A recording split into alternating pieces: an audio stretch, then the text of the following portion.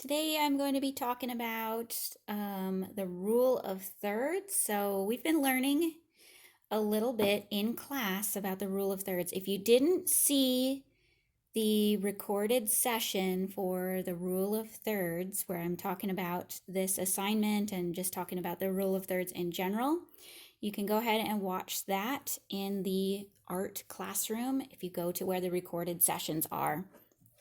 Okay, so now I'm going to talk about this assignment, the sketch assignment for rule of thirds. I've chosen a photo that I'm going to use as an example, but you don't have to use the same thing as long as you use the rule of thirds. So remember, the rule of thirds means that instead of putting what's important right in the middle, I want to put it somewhere either more to the left, right, up, or down. Same thing with the horizon line.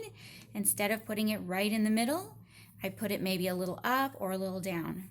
I've already chosen a photo that is kind of showing the rule of thirds so that it's going to make it easy for me to do this. But you don't have to start off with something that already shows the rule of thirds as long as your final drawing shows it. And you'll want to make sure that you're pretty obvious in where you're showing it. Okay, so first I'm going to look here and I see that my horizon line is already lower and it's about 1/3 from the bottom here. So no problem, I've already got that. Next, I'm going to think about where is my focal point, because I want to choose that area and make that obvious as the focal point. And I'm looking at this and I think, oh, this right here looks like it's more of where I want your eye to focus. So I'm going to do some things to make sure that the eye tends to focus there. And in creating my composition, I'm first going to make a thumbnail sketch because I want to make sure that I've got everything in the right place before I do the final drawing. And if you haven't heard of a thumbnail sketch before, right, here's my thumbnail. The idea is not that it's exactly the size of my thumbnail, because that's what I thought at first when I heard of thumbnail sketch, but that it's small. So see, it's bigger than my thumbnail, but it's still like a really tiny sketch to get an idea of where things are going. So I said I wanted this to be my focal area.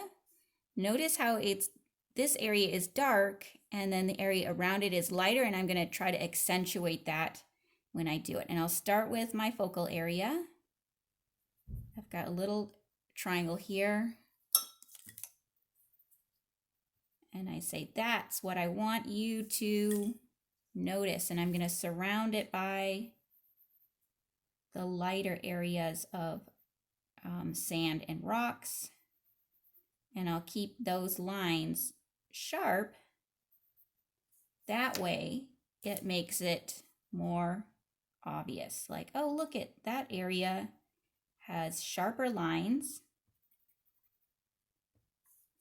Okay, and then this is just a small one to check it and make sure that I'm doing it correctly. And I remember there was my horizon line. Notice that it was down some.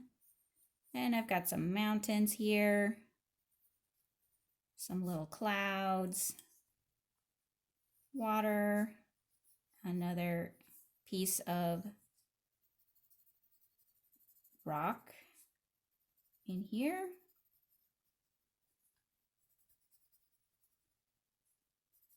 Okay, so that's my idea. And then I can think, oh, is it really standing out the way that I want it to?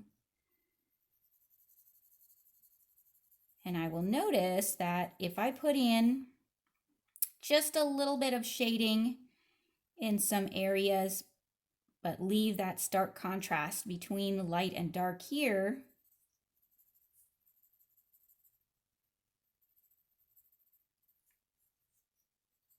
and a little bit in the sky, because notice how the sky is darker than the clouds, right? The clouds are really